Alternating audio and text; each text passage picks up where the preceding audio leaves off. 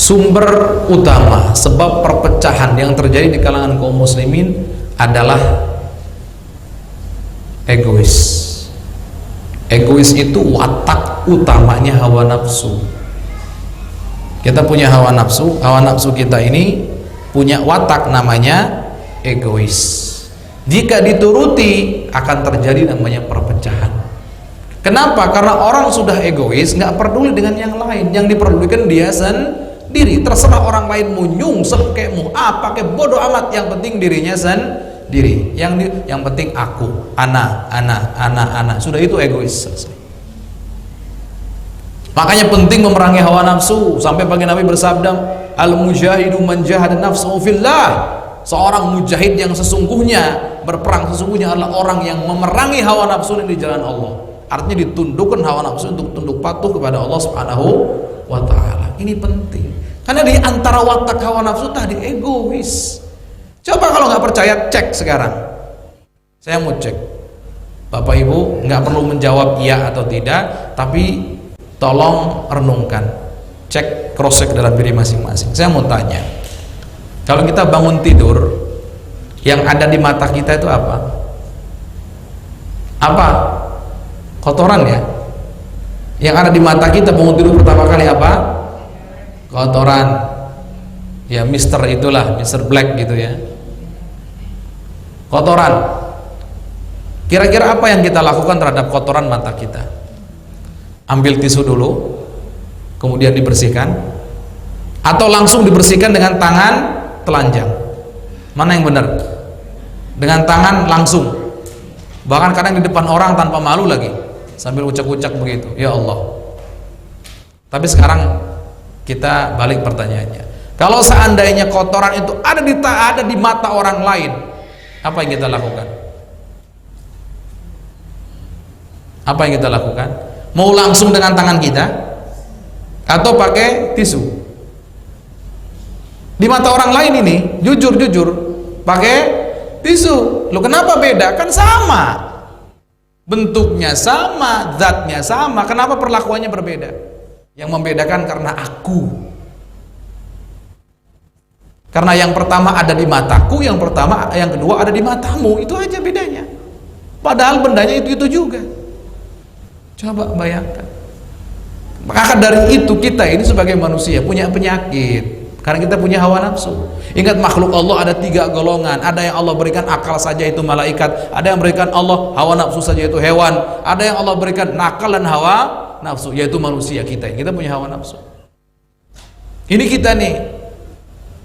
Makanya kita ini karena kita punya hawa nafsu, maka kita akan peka terhadap aib atau kekurangan orang lain, tapi tawar terhadap kekurangan sendiri. Coba buktikan. Orang lain berbuat salah sedikit dianggap gede di mata kita. Giliran kita kalau salah pengennya dianggap kecil.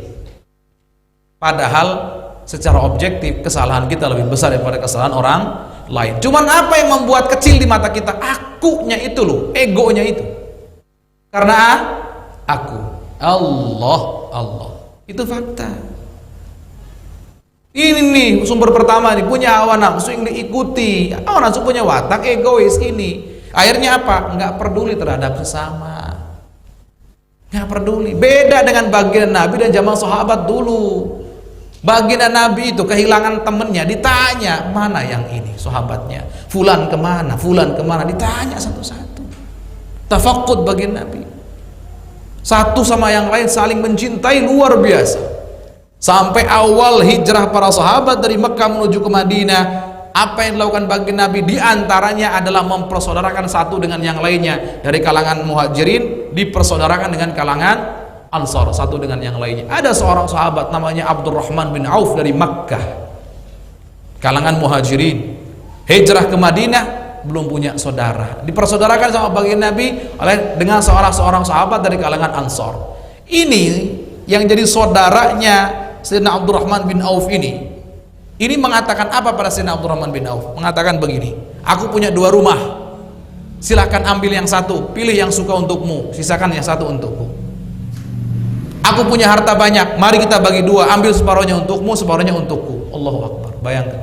Bahkan beliau mengatakan, aku punya istri dua, pilih olehmu mana yang kau senangi, akan aku ceraikan, nanti selesai iddahnya kamu nikahi. Ke saudaranya sampai segitu, saudara seiman Bapak Ibu semua. Kepedulian, kepekaannya itu, mencintai saudaranya sebagaimana mencintai diri sendiri. Ini zaman para sahabat dulu. Tapi yang ketiga jangan ikut-ikutan Bapak ya. Hati-hati, jangan sok-sokan ikut sahabat, salah itu. Ini sedang menggambarkan mereka itu saling mencintai satu sama lain, mencintai saudaranya sebagaimana mencintai diri sendiri. Maka tidak heran kalau kaum muslimin dulu bersatu, sedikit jumlahnya tapi dalam banyak peperangan selalu menang. Kenapa? Karena kompak, takut musuh. Perang Badar 300 lawan 1000 menang, 313 lawan 1000 lebih menang.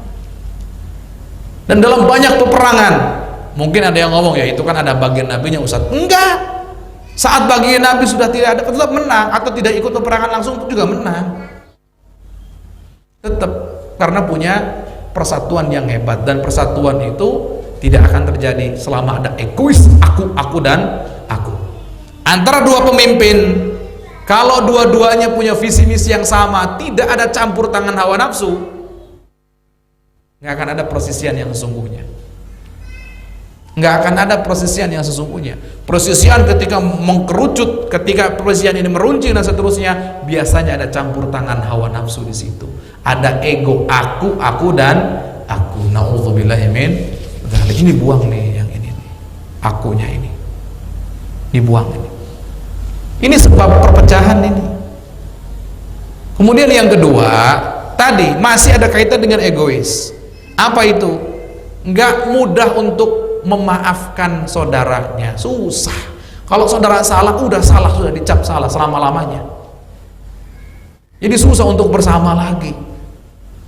Kayak saudaranya itu malaikat gitu, nggak boleh salah begitu. Lu kita itu kalau melihat diri salah, salah, nuntut orang lain untuk memaafkan. Giliran saudara yang salah, harus salah selama-lamanya, tidak akan pernah benar, tidak ada maaf untukmu. Innalillahi. Sedang para sahabat tidak ada thalabul i'tizar namanya. Apa itu? Selalu mencari-cari alasan. Ketika ada saudara punya halangan begini, oh mungkin dia sedang halangan. Kenapa dia begini? Oh mungkin. Jadi begitu. Hatinya selalu bersih, husnudzon, terus enak. Sehingga bersatu terus. Ini dipancing sedikit, kepancing model kita. Saudara yang sudah puluhan tahun, jabatan tangan, rangkulan, gandengan kemana-mana, hanya karena ada satu bisikan, dua bisikan, si anu tuh begini-begini lu ke kamu. Percaya pembisik daripada saudaranya sudah puluhan tahun. Innalillahi wa inna ilaihi rajiun. Maka gampang untuk dipecah belah kita, karena kita bukan menilai saudara kita atas dasar dia manusia biasa, bisa punya salah dan wajar dan kita maafkan, bukan. Tapi atas dasar dia nggak boleh salah kepadaku, sedangkan aku boleh salah kepadanya. Ini rusak kalau begini. Nauzubillahi min dzalik. Ini diantaranya sebab-sebab perpecahan. Maka dari itu ambil pelajaran dong.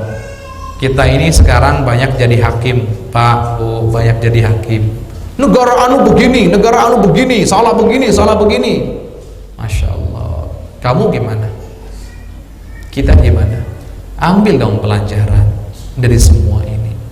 Kembali kepada konsep nubuwah, konsep kenabian, ajaran baginda Nabi Muhammad SAW. Saling mencintai karena Allah, saling mencintai karena Rasulullah, saling mencintai karena satu iman. Itu yang dibangkitkan. Gampang dan mudah memaafkan saudara seiman. Sehingga kalau sudah begitu, aman Pak, Bu. Nggak akan mudah kita dipecah belah, nggak akan mudah kita dihasut, nggak akan mudah kita dikompor-komporin, dipanas-panasi dan seterusnya, nggak akan mudah kita dipancing.